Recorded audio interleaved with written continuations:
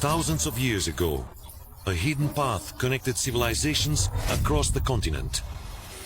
Brazil, in the heart of this country, hidden among forests and mountains, there are traces of a path that cross through time and cultures. A mysterious path that links the past to the present. The path was used by various tribes, by various ethnic groups, according to what is known from more recent history. But it is much older. We have evidence that it is much older than colonial Brazil. So it dates back 2,000 or 3,000 years before Christ, according to all the material that has been found, all the evidence. So various peoples occupied this path. I would even say that before the indigenous peoples, before they even existed, this path had already been built. And as a result, the inhabitants who arrived, the peoples, the various tribes that were created or brought here ended up using this path because they themselves said that their ancestors already spoke about this great road network. And there are many peoples, not only here in Brazil, but also on other continents, various ethnic groups, and even before them, we also have indications that the Aztecs used it a lot, especially in the Amazon region. These new pieces of evidence already show us that we can, in fact, reconstruct history. We have a lot of respect for traditional history, but the new evidence shows that things might be very different from what we imagine. And this is just the beginning of a major project that we are trying to connect across several continents, right?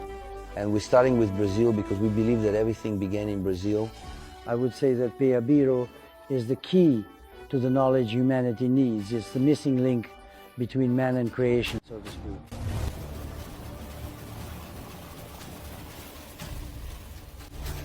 Remnants are like keys to understanding how ancient civilizations interacted. They are stones, tools, and even structures that, with the right technology, are revealed. The Peabiru Trail is like a book with pages that still need to be read. A journey through dense forests and hidden trails will reveal more than just these remnants, but also a legacy that could change the way Brazil's history is told. Get ready, because the past is about to speak.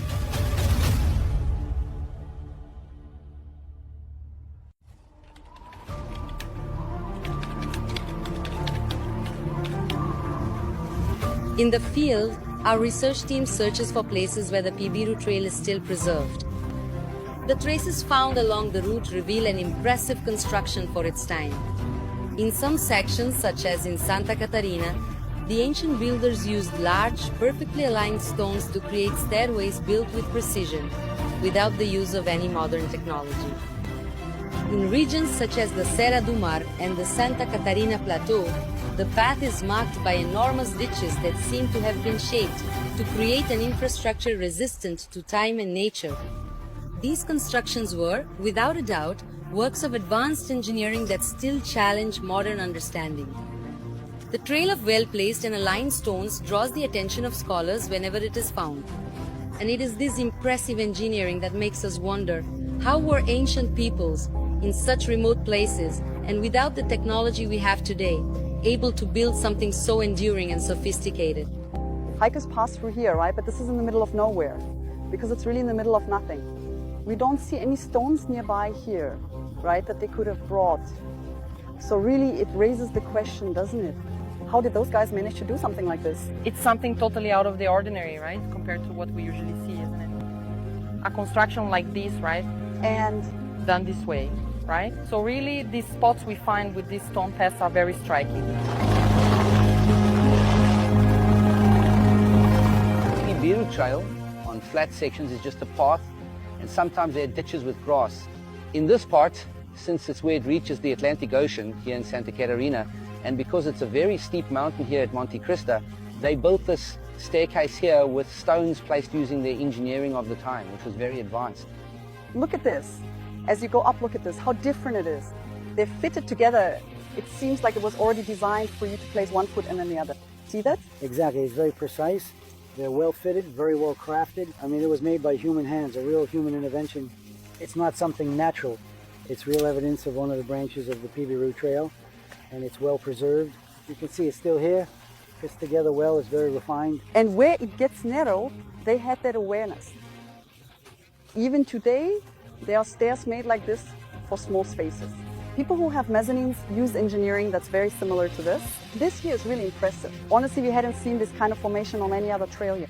This is a kilometer, right? It's not just a little piece. There are kilometers of well-fitted stones here, very well crafted. It gives the impression that, I don't know, with the technology used, because they're so tightly packed, joined together. So after all this time, nature, the rain hasn't damaged it.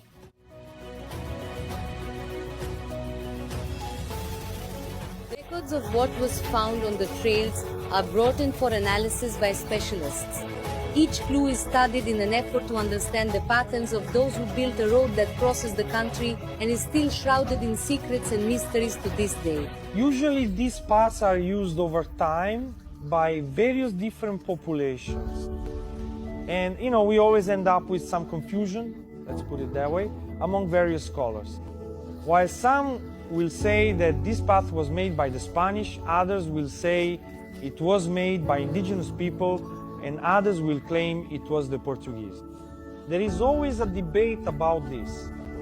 We have already indicated that this path predates the arrival of the Portuguese and the Spaniards. And with studies here in Mato Grosso do Sul and in Juquitiba, there is strong evidence that this path is much older. The hypothesis of a transcontinental path, right, a route that was used by various populations, was already plausible at the time they arrived here, when the Portuguese arrived. So much so that this is so, let's say, striking, right? That in 1550, Portugal banned the use of the Peabiru because people were using the Peabiru path to trade between Spanish America and Portuguese America. And that was a division that didn't exist before. So with this border, Portugal could collect taxes and was losing money because of this route. So the Peabiru path is also a route that unifies peoples and brings autonomy and freedom things that have been gradually eroded over the years through new borders, new empires, wars, right? All of these things that restrict people's access to knowledge and trade. The route of the Peabiru path does not follow a Portuguese commercial logic. Although it was used by the Portuguese, it follows the logic of the Earth's electromagnetic grid. The Peabiru Trail has cultural, artistic, and historical evidence, but let's say it's a wealth of knowledge that has surfaced for humanity, for scholars, for professionals in the field. The task is to transfer these codes, to pass on everything they said, did, or left for us as a legacy in a simpler language today. Because if you mention the Peabiru Trail, practically no one knows about it. In many regions, people call it the Inca Trail or the Troperos Trail, the Gold Trail, the Emperor's Trail, and so on. So there are various names, but this knowledge, this wealth of information that is now being brought to the light of science or human understanding is what will truly make not only Brazil, but the world rewrite history. That will likely happen. With each new discovery, it becomes clearer that the Peabiru Trail is not just an archaeological curiosity, but evidence of the existence of intelligent civilizations that shaped its landscape long before the arrival of the colonizers. I am closely following the work being done here with specialists from different fields who, using more advanced technologies, are rewriting what we know about the past. What they are discovering now could in fact lead us to a new historical reality with implications that go far beyond what we had imagined until now. We are driven by a great sense of purpose, by soul, by an ancestral calling. We do this with a lot of passion, and it is very exciting when we are out in the field, entering these places, because in these places we feel a different energy. You know, the vibrational field changes.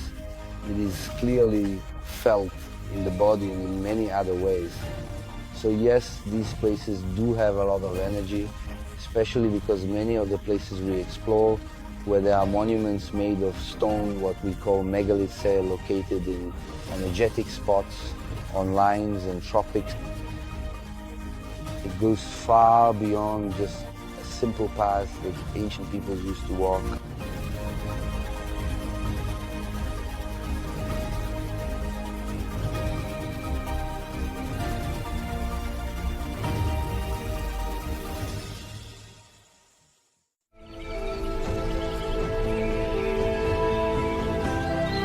From the headquarters of Aquila, in Mato Grosso do Sul, where specialists scour traces recorded along the trails to the depths of the forests of Garuva and São Lourenço da Serra, the search for understanding the path of Peabiru continues. Every step taken by the researchers is indeed a step forward in uncovering a legacy that has long remained hidden. Well, these materials are like bringing life, to what was there before, because you can see how the context, that people were part of back then. We are never going to be able to, fully reconstruct what was there, because that belongs to each era. But we can get a sense of how they lived, so it's as if you're immersing yourself in that history. There are, more remote, untouched roads, right? So there are still places that we need to explore and get to know. We're talking about the southern coast here in São Paulo, the southeastern coast of the southeastern part of Brazil, and Paraguay and Bolivia, and the other countries where the Peabiru exists. And we haven't even gotten there yet, right? So there's still a lot left to research in order to be able to connect these other points. Even though there's already research consolidated by other scholars, we can contribute with more up-to-date information, right, through new technologies and investments. So far, specialists have been sharing their views on the importance of this research, which is bringing to light revelations about our ancestors and the hidden history of Brazil.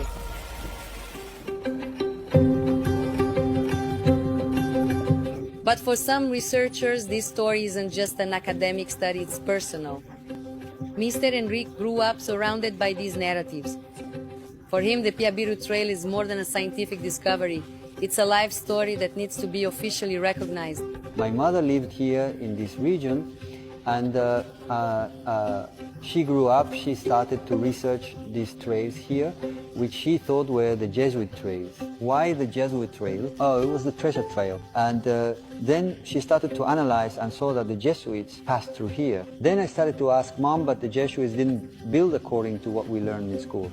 They only came to teach, didn't they? No, they brought a lot. So in '91, I went, and because she was already very weak and she had cancer before she passed away, I said, I'll bring photos from there and show you. So I went there, started, and fell in love with Monte Cristo. I started looking, and when I looked at the staircase, since I worked in construction, it caught my attention. We have a lot to study about this path. We're not even, this is just the tip of the iceberg. There's so much more for us to discover. If we start researching for example, I only do this on weekends. Imagine if I could be there every day, working, researching. So we have a lot to research, but it has to be serious research, not just 2 or 3 days. No, we need to keep going with this research. So we have touched a very vast area. So we would have to rewrite history. History is a web, it needs to be redone. We have to seek out what is necessary, but from reliable sources. So the Europeans explored here. So we're telling the story of the Europeans. Before the Europeans, we have no history. The search for answers proves that the path of Peabiru is the legacy that connects us with the past, teaches us about the present, and invites us to protect the future. Because in the end, the history of Peabiru is the history of Brazil.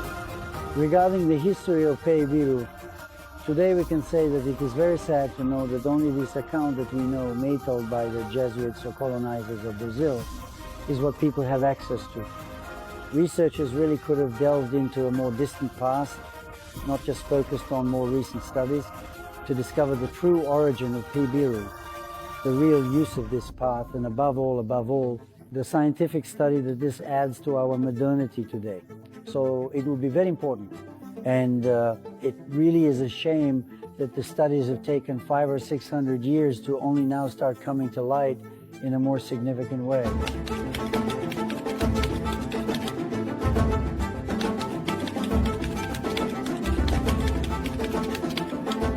In São Paulo, one of the main capitals of our country, studies on the oldest route in history are beginning to attract interest. Within the government, the topic is starting to be addressed as a public policy issue.